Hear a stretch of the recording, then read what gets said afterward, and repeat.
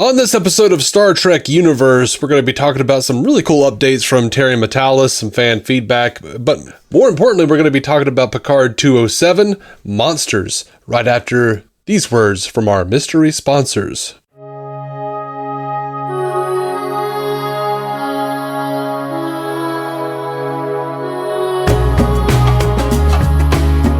Welcome to Star Trek Universe, the podcast where you get to listen on the continuing Star Trek conversation the two lifelong friends have been having since they were 6 years old. My name's Matthew Carroll. I'm David C. Robertson. How's it going, Dave? Oh, you know, just a little fun before the show. A little pre-show humor that... Mid-show, if we could ever get the show off the ground. Okay, yeah, we had a little technical issues, but we're back. We're here. We're doing it. We're recording. We are. You said there was some news you wanted to hit before we get into 207. Yes, there is, and it's more exciting than anything that happened in 207. See, now we're going to have one of those disagreeable weeks, because I think... Oh, no. I loved this. I love this episode. Really? Yeah. Oh, way wow. more than I liked last week. Well, that's great. That's great. Yeah. I'm about the same. I hear you. I think there's a few key things that made this episode, especially because last week hit me on a low. And then they set us up for now let's have an Inside the Mind episode. I was very ready to be disappointed, and I was not disappointed. It exceeded expectations. I think it may have been a little better for me than last week, but anyway. Terry Matalas, showrunner. He's been talking a lot, answering questions on Twitter. And I just wanted to go over some of this really cool stuff. Did we talk about the big announcement that the TNG cast was coming back in season 3? We did. Yeah, we talked about that last week. So most of this has to do with that, but someone asked him, Toby Shandor asked him on Twitter, if given free reign to create and run a new Star Trek show or limited series, what would it be? And Terry Matalas says, watch season 3. And then he also says, for those who are asking, no, these are not just cameos. This is a proper send-off to the TNG crew. It's been a labor of love for so long. I hope you like what we've cooked up. And yes, Federation starships galore. So that sounds fantastic. Yeah, that's rad. Now, this was a little... I kind of feel like it's telling. They said, how did the team pull off writing these two seasons back to back? And Terry Matalas says, it was tricky. I had to split off about midway through season 2. My partner, Akiva Goldsman, brilliantly captained the rest of it while I dug into season 3. It's about the halfway point where we're now going, Yep, episode 6 was where we were oof, that was a rough one. Yeah, you're right. Maybe he's more important to the helming the ship than we thought. Yeah, Terry, or someone asked, is Worf going to look like a Discovery Klingon? And Terry says, Worf looks like Worf. And then someone else said, but is he still not a merry man? And Terry said, Worf is not merry.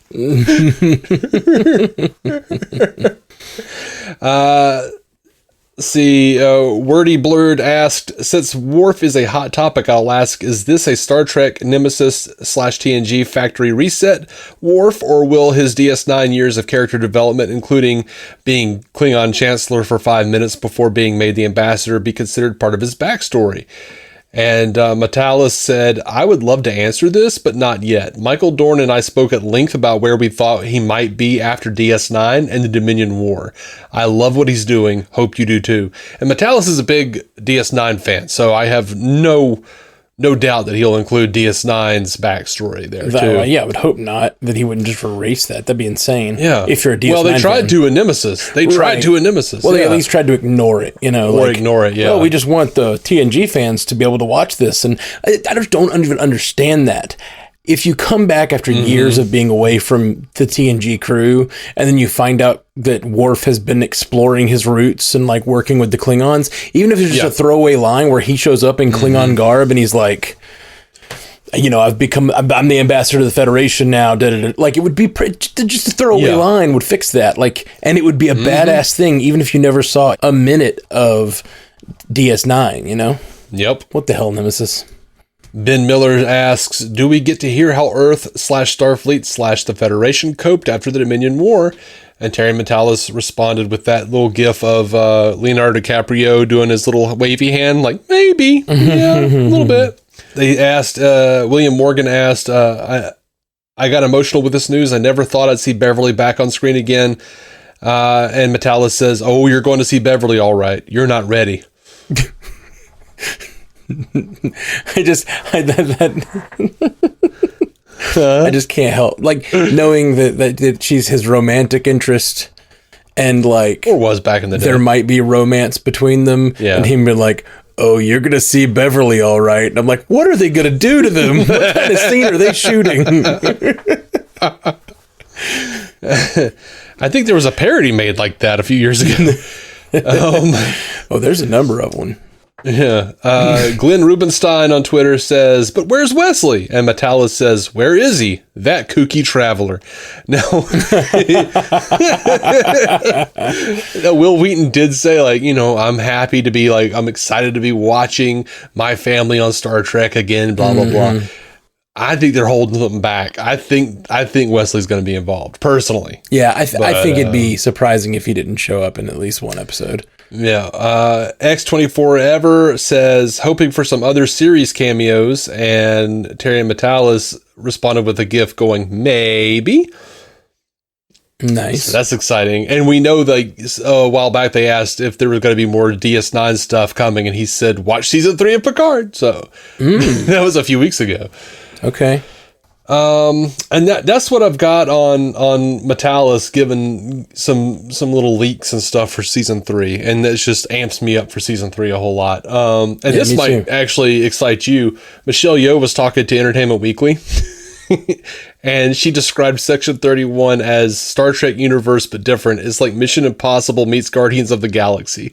Ooh.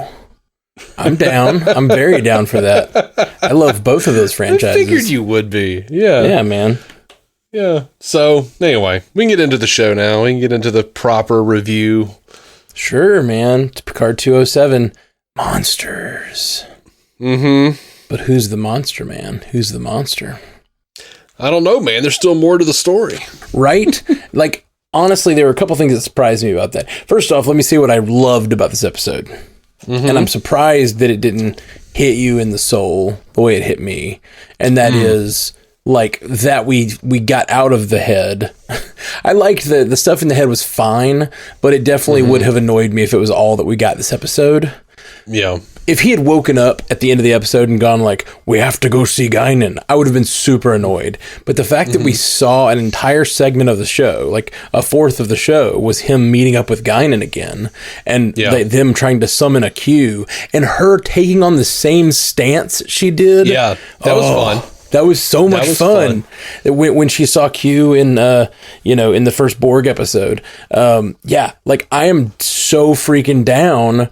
We've been talking about how badly we want that interaction, and I think this is showing that they haven't forgotten. The writers have not forgotten about that. I mean, literally, she does the same, hand motion that when she tries to summon the Q. I was like, that was exciting, and I totally thought but it was kind of blunted for me with the or stunted, I guess, because I thought the FBI guy was going to wind up being a Q. Me too. And they were totally red herringed me. And then I'm like, oh, now we got to deal with a whole bullshit thing where they're talking to the feds. Yeah. I don't want to deal with that. Not only that, the feds now know that he more can save the cat shit. Yeah, well, it's more like just throwing up obstacles in their way that don't really need to be there. Yeah. Save the cat. I mean, I don't want to argue about the semantics of that term, but I Save the Cat's more about establishing the goodness of the character by having them do a small good deed. This is more like throwing up bullshit obstacles to make you have to accomplish them that are kind of useless to the overall character or plot of the thing. Yeah, we probably don't need to get into that argument.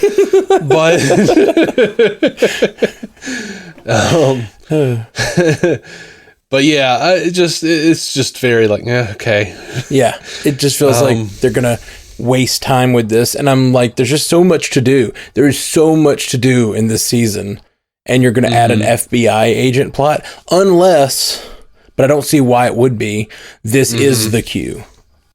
Right. Like this could be the Q that she had a meeting with that time, coming in with fake Q summoned FBI agents to bring them off and like interrogate them in the next episode before he like says, "Okay, I see what you're doing." You know, like, yeah. And then the Q admits that he's got John Delancey's Q on trial, which is what I want. That would be interesting. I did think it was interesting, like Picard's whole like, you know, he's desperate for me to understand him thing. Yes. You know, like I enjoyed all of that. Like I liked it more than I did last week for sure. It was also boring. Like a lot of the head stuff was boring to me. A couple things in the head stuff that I liked and that surprised me. The inside Picard's head stuff was very much what I expected it to be. Mm-hmm. And like, so it just didn't, until we find out that the father wasn't really that abusive.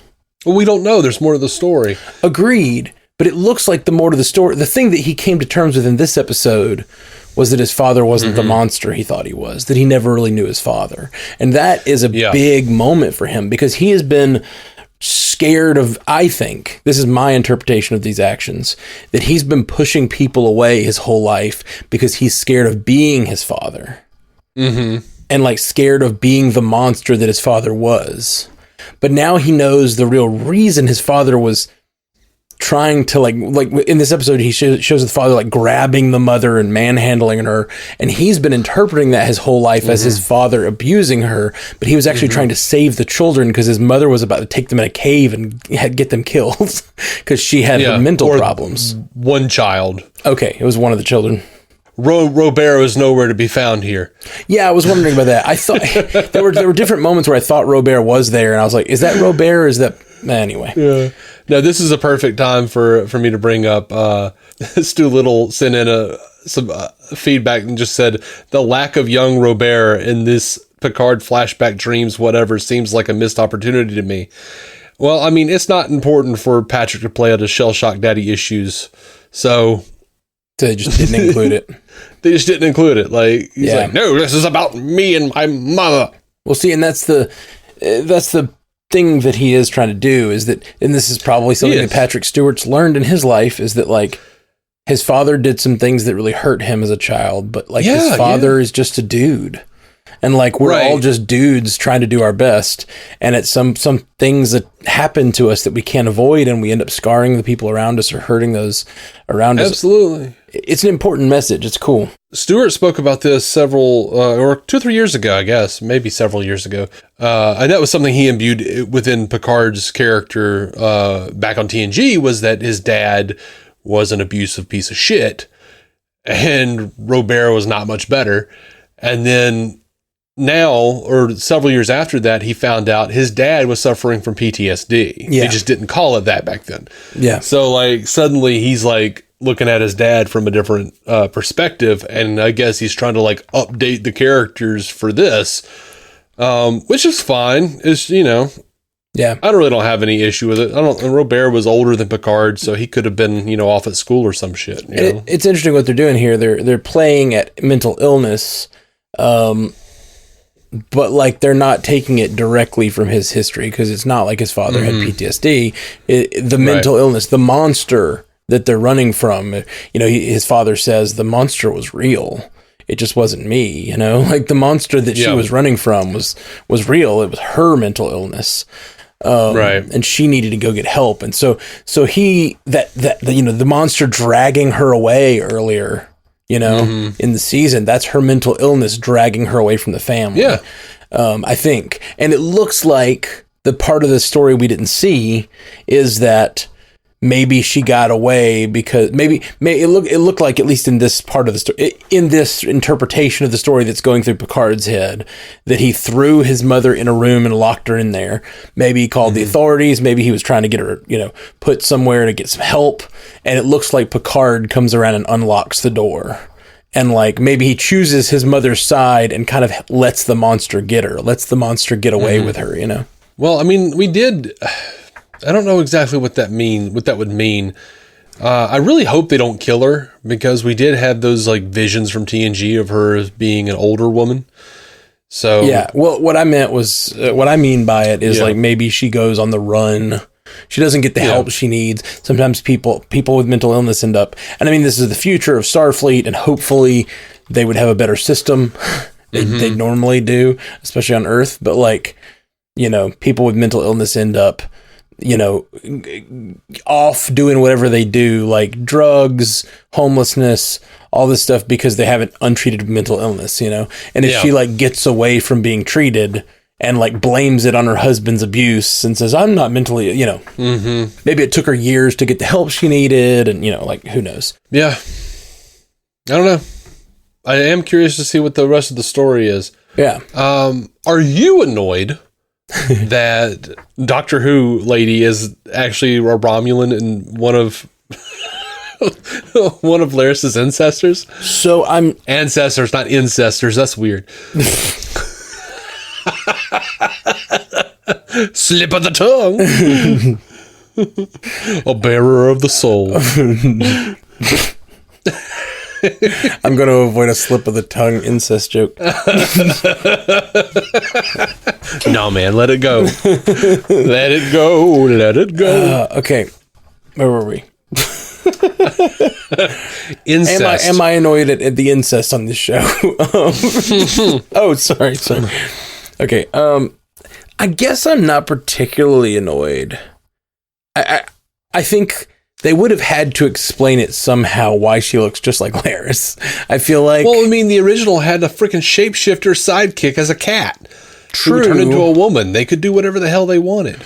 Yes, but I think it makes sense. It makes sense that she would be an ancestor and be a Romulan. Like, that makes probably more sense than her just looking just like Laris for no reason.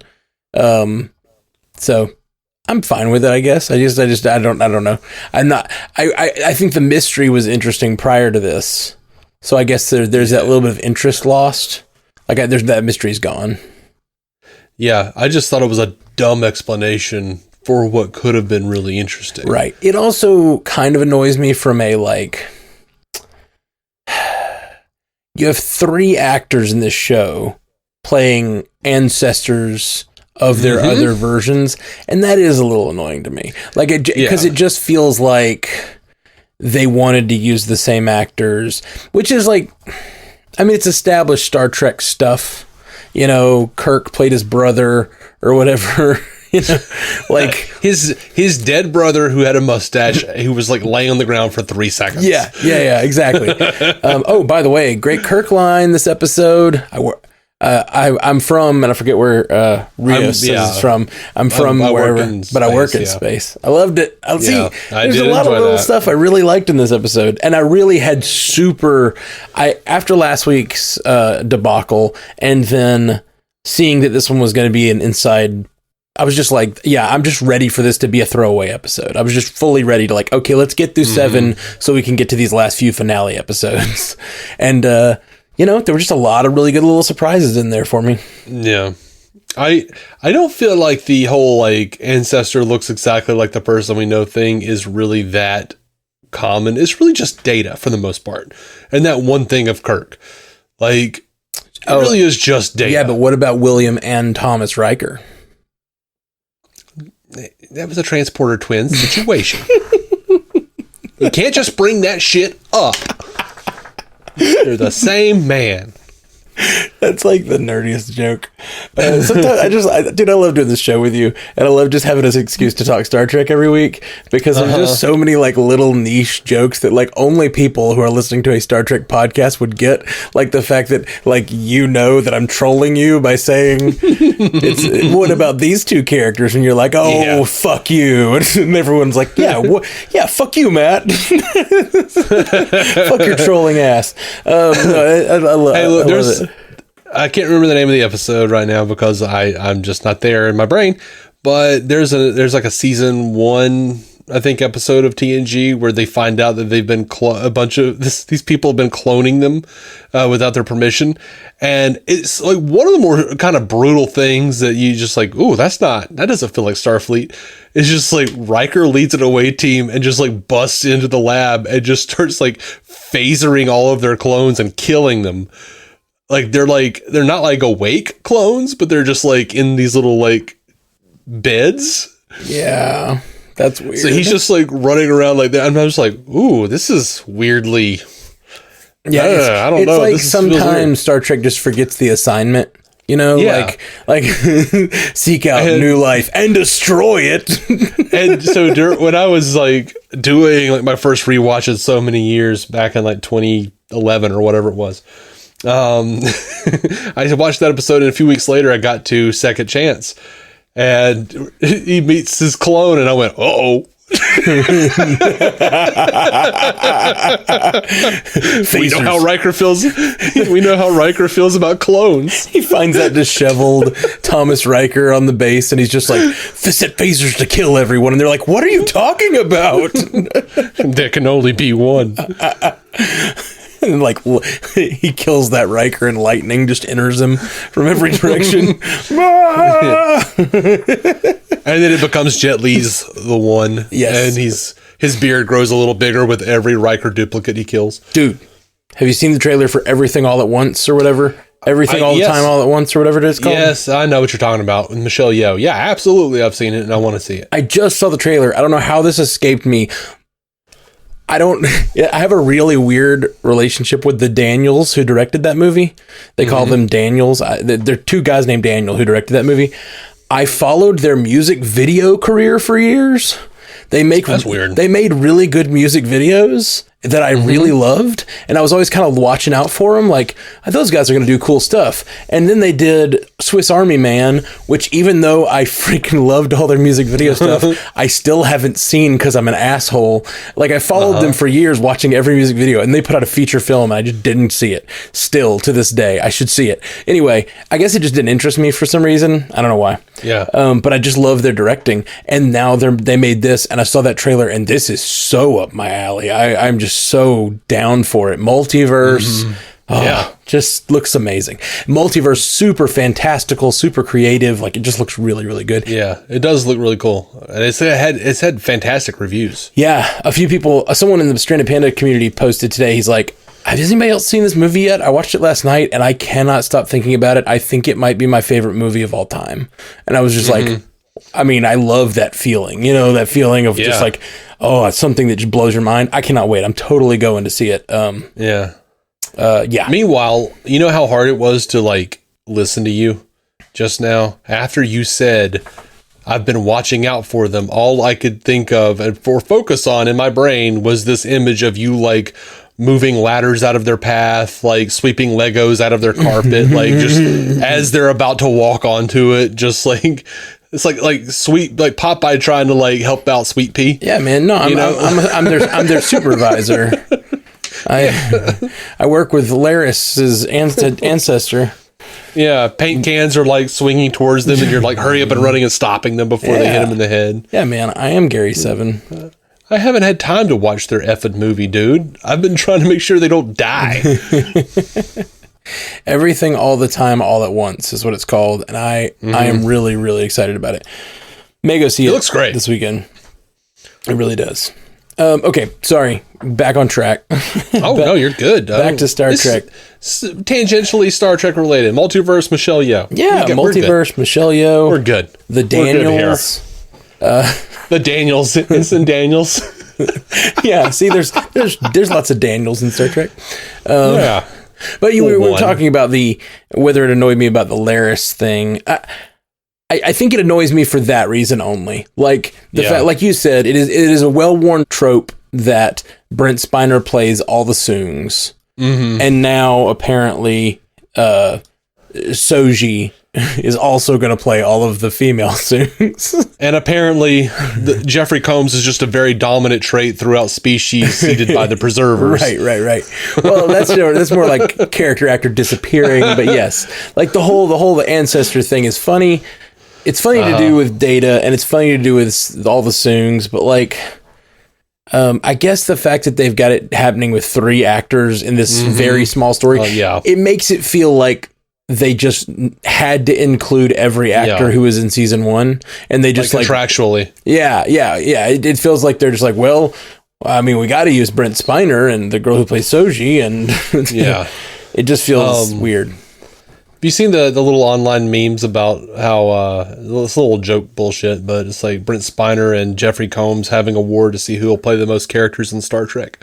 I have not. That's funny. I don't know. I don't know who will get there. I don't know. I don't know, man. Depends. I feel like Jeffrey Combs has got him right now, right? Yeah, I think so. Yeah, probably. By a few, I think. I don't know. Anyway. Well, yeah, I think he still has him by a couple at least. Which, by the way, huge oversight. Why have we not had Jeffrey Combs at all except for one voiceover situation on Lower Decks? Like, yeah. I need Jeffrey Combs in Discovery. I need Jeffrey Combs in Picard. I need him in all the things. Prodigy. Absolutely. He really is a great actor on top of just being like someone that we really like from that show. Like he's killer. He's not someone who couldn't fit into the new generation of Trek, you know? Yeah. I feel like the new generation of Trek versus like sort of the next generation era, there is a bit of, I think there's a campiness that is more an artifact of the time than it is the people who are involved. Like it's just an artifact of like how many scripts they were making a year and all that kind of stuff. You know, it's just when you're doing 22 episodes, sometimes you just get like, you're not fully invested in every one of those. You know what I mean? And sometimes the actors just kind of phone it in, and sometimes it's a little mechanical because the throughput is insane. But then you have some episodes where they really put in the effort. I feel like with this new era, they're really trying to pare it down and make it more higher quality acting and directing throughout the seasons. But Jeffrey Combs is not one that I wouldn't trust with this material, you know? Yeah, no. Man, Strange New Worlds. I better see an elderly Shran. Ooh, yes. I want elderly Shran calling Pike Pinkskin. Yeah. Oh, that would he still hasn't grown. Awesome. That would be freaking awesome. Well, I love it. I really liked this episode. I did. I partially because of the low expectations, sure, but like I did like it. Thought it was cool. Yeah. I always get a little weird when it's like, we're going to walk around in this guy's head. And it's just like, why would she see the exact same thing he's seeing? What exactly is... It's just weird. It's just strange to me. It never makes a lot of sense. Right. You just you chop it up to the sci-fi tech on her ear. You know, she's just like, whatever that is allows her to interpret what he sees and all that stuff. Did you notice that it was shaped like a Romulan ear? Yes, right away. And I was like, wait. And then at the end of the episode, you find out she's Romulan. Like, oh, there you go. Wait a minute. Bastards, what are you doing? Oh. I was like, wait, are they saying that like the people that grabbed Gary Seven and made him a supervisor, were they Vulcans? Like, that's kind of what I was like. That'd be cool. Yeah. That'd be like a really cool, like, secret thing that the Vulcans had been doing for years that no one knew about. Like, absolutely. Even like Sarek in the Science Academy didn't know. Like, yeah, for sure. Especially like when you have the Enterprise attitudes toward the Vulcans where you're like, yeah, stay away from us, like we can do our own thing, and then the secret like cabal of Vulcans is like, they would have blown themselves up years ago without us. we have been shepherding them to this moment. What do you call yourselves? We call ourselves Segment 31. What's a section but outside of a thing, right? Like a section is inside. What's an outer section? It's like a outcropping 31. Fingerlings 31. I don't know, man. Ew, that sounds gross. It does. Fingerlings. So like fingers stretching across the galaxy. Their tendrils are everywhere. Tendril 31. Potato 31. Their eyes are everywhere.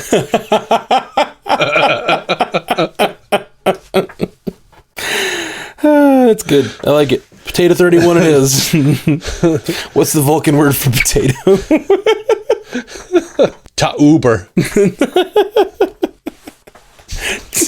Uber. I don't know if we're gonna get better than that. I think that's it for this week. Well, I do have a little bit of feedback. Yes. If you want to talk about that, please. You sure? You sure? Please don't hate me. Of course not. I love das feedback. Michael Serino writes to us, says, "Hey all, I was listening to you guys talk about the issue with the interaction on the bus being possibly affected by the previous encounter with Kirk and Spock. I have some thoughts. The reason the punk guy acts differently may still be because of the interaction with Kirk and Spock. Remember, Q has not changed the future yet. So at this point in time, Spock has already death gripped him once in the past. If Q makes his change, it will spawn a new timeline off from that point, just like they said in Avengers Endgame. Back to the Future is a bunch of bullshit. Thanks for all the content you guys make." Well, Terry Metalis says that the reason Guinan doesn't remember Picard is because this is the past of the future, of the alternate future. So Picard then never went back in time and met her in the Mark Twain era, in Time's Arrow. So yeah, if you're already saying this is the past of that future, like you're already into some paradox shit. Like there's just no way to, because you can't have the past of a certain future without having that future be presumed. So anything they've changed, you know what I mean? Like it's, but I hear what he's saying, but I do think that there's clearly an inconsistency between the Guinan thing and the guy on the bus thing. Well, not necessarily. There is, there's no reason that, I mean, if the whales were killed in the early 21st century. Right. A version of Spock didn't make it to that bus anyway. Right. Those whales, or those aliens that were talking to the whales, would still come and mess with Earth. It could just be that the Confederation sent Kirk and Spock, or they went back in time anyway. And maybe instead of like doing a, nice go to sleep pinch like Spock did in Star Trek 4, maybe Kirk just walked up and like chopped him in the neck. Right. Maybe he's even more scarred than prior versions.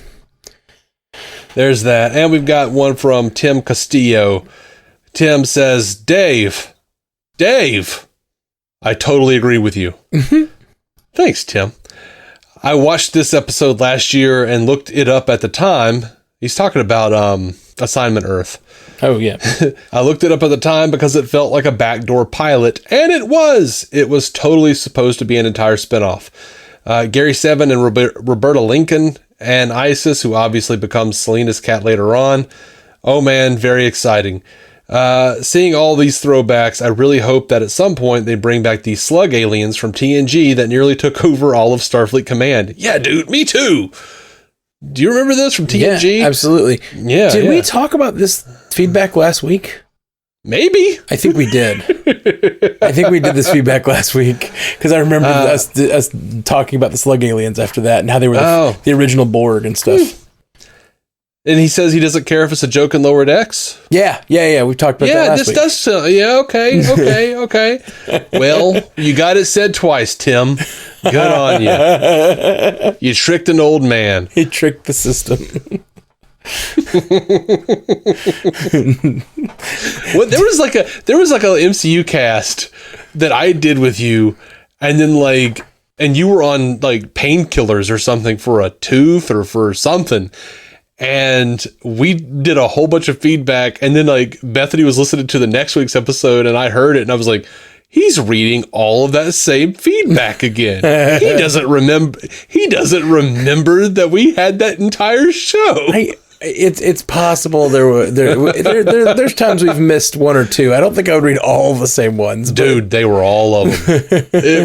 I was just like cracking up. I was like, he was so high. It's possible. The way we do it there is we round up the feedback and then we go through, and every time we read one, we delete it. So it's very possible if I forgot to delete something or a chunk of them because I was high on painkillers. Yeah, it's very possible. I don't remember what you had done, but it was something. Yeah, I don't know. It may have been that costly penis implant you had. Yeah, man.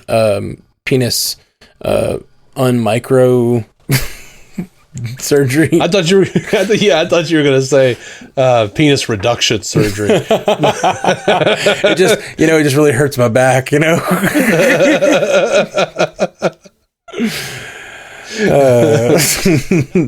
Not from natural girth, but I accidentally stuck my dick in cement when I was a child. There's a giant wrecking ball on the end of my dick. It came in like a wrecking ball. All my exes call me Miley. Oh, gosh. Yeah. You know what? I think I did. I think I messed up. And never mind. It's fine. We don't have any more. Okay. Screw it. Well, we don't. Dave, always a pleasure, my friend. Man. Always a pleasure. Oh. That kind of pleasure, though, with your wrecking ball. Nope, not that kind. Well, I guess we'll be back soon, guys, with more Star Trek stuff. So we got 3 weeks left. 3 weeks left of Picard, and then really soon start Strange New Worlds. May 5th, man. We'll be doubling up again. Ooh, dang. Yeah. That is going to be a rough. That is going to be a Doctor rough Strange. Week. Doctor Strange. Yep. Yeah, man. That's going to be a rough and week. I'm assuming we'll have another Moon Knight, too, that week. Oh, yeah. Well, I think it might end the week before. Really? It's only 6 episodes. Oh, okay. Well, so, I mean, that means there's 3 more. So if we're doubling up on this, we're probably going to be, oh, gosh, we're going to have Moon Knight... Moon Knight, Doctor Strange, 2 Star Treks, and we're trying to finish the Orville before season 3 starts in June. So we've still got like 5 more Orvilles to record, and I have 12 Orvilles to edit. So, we got a lot of stuff coming. And a partridge in a pear tree. Mm-hmm. All of it. Oh, and we're doing a Sam Raimi retrospective on Bingers Assemble to get ready for Doctor Strange. That's on you. I'm excited about it. I like Sam Raimi, but there's a few that I just never did catch. And Ashley's a big fan who's followed his work for years. So yeah, we're gonna go back and watch Evil Dead and like, what is it called? A Simple Plan. Is that I don't know. Is that his anyway? It's like he has like such a diverse canon of movies. Yeah. Like, you know, there's Evil Dead, but then there's like his more modern horror stuff. He has a few really Drag Me to Hell or whatever. I haven't seen any of those, so I'm excited about that. And then A Simple Plan is like a family drama. Oh, and there's A Quick and the Dead with his Western. So I'm excited about to revisit some of those and all that. Have you seen the kerfuffle when they announced that Doctor Strange was going to be PG-13? People were like pissed. Because they're like, how dare they? It's supposed to be rated R. It's Sam Raimi, for God's sake. And then, like, like most of us were like, 1, it's Marvel. So what did you expect? 2, did you not see the other, like the 3 Spider-Man movies he did? None of those were rated R. Like, it's a Sam Raimi Marvel movie. Also, I think Send Me to Hell was PG-13, wasn't it? I don't know. And it was freaky. I don't think freaking like Army of Darkness was rated R, was it? No, PG-13. Yeah. Like, I don't know that how many of his movies have been rated R. That's weird. I mean, like, I get wanting it to be rated R because the content in it could be really interesting in rated R. I mean, it looks like Miss Wanda is going to go pretty ham on these guys. Yeah. And it was funny to see like the division though, because there were all those people that I saw on Twitter, and then like there was another whole group of people on Twitter complaining because it was rated PG-13 for intense violence, and I was like, really? A Marvel movie's going to have intense scenes of violence? Yeah. Yeah, well, I don't know, man. I think this might be one of the more violent of the Marvel movies, especially the modern. I mean, maybe Blade, but like Blade was surely worse. But you know, we have I don't know, Wanda walking around covered in blood. Like, I don't know what that's about, but it looks pretty intense. Like, as much as Marvel has violence, obviously, in all the Infinity Saga, how many times did we really see blood like come out of people, especially that much? And she's like covered in blood walking around in the trailer, and I'm like, well, you know, it'll be gone when it gets to Disney Plus. Maybe. Yeah, you've seen that? Yeah, apparently they fixed it though. Apparently there was there was enough outcry. Oh, really? And people noticed that they were like, okay, we're putting it back. We're putting back the violence into fatwas. Yeah. Like, well, God, they just need to, like... I thought they fixed that with all these, like, parental controls that they had on everything, you know? Yeah. Like, they set it up after they put the Defenders saga on. Well, it's probably them trying to decide, like, if we can clean up these couple moments of violence, we don't have to keep it away from the kiddos, you know? Yeah. They want more people to be able to watch it, but, like, there's so many of us that love it the way it is and don't want... Yeah. I mean, I joked on the MCU cast, I was like... You know, I am worried, like, because they do clean things up before any of this actually happened. I was talking about it. I was like, I'm worried that when Daredevil goes on Disney Plus, there's just going to be a little less brains dripping from that car door, you know? Absolutely. You're just going to take That's my go-to scene, too. Yeah, for sure. It's like that or like Hamburger Face from that first Punisher episode. The brains is like my second favorite thing on any of the Netflix shows, and my first favorite thing is Rosario Dawson being like tied up in that garage and just laughing maniacally when the lights go out. Oh, that was wonderful. Because she knows Daredevil's coming for these pieces of shit. I need more Rosario Dawson in my life, just in general, but like also on TV. We all do. She's so good. I love her. And I'm really wanting to see more of her character. Like, she kind of disappeared after like the first season. She was like in the first season of all the shows and then just kind of dipped out. I hope they bring her back. Well, she kind of bounced around to here and there and then kind of showed up in like one or two scenes but didn't really stick around too much. Right. But I guess she's busy. She's got shit to do. Yeah. Like, she was like kind of a main character in I think the first season of maybe all 4 of the Defender shows. She was the Fury. Yeah, kind of. Like, I think that is what kind of happens. Isn't in Defenders, she's like, I have a friend. Like, doesn't she connect them up or something? In Defenders? Yeah, something like that. Yeah. And then she, had to go do some Capital One commercials. Did she? No, but Nick Fury did.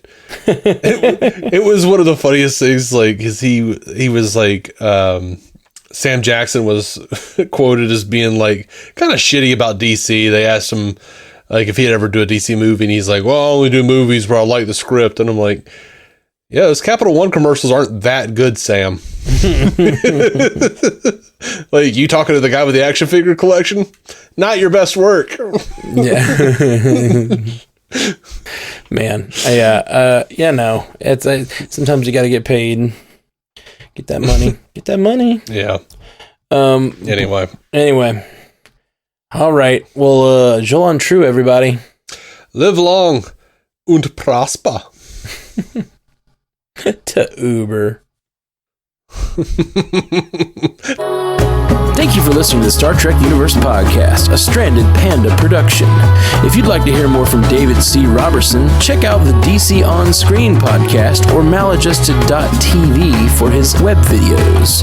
If you'd like to hear more from Matthew Carroll, check out the Marvel Cinematic Universe podcast or listen to his music. Just search for Matthew Carroll anywhere you get music.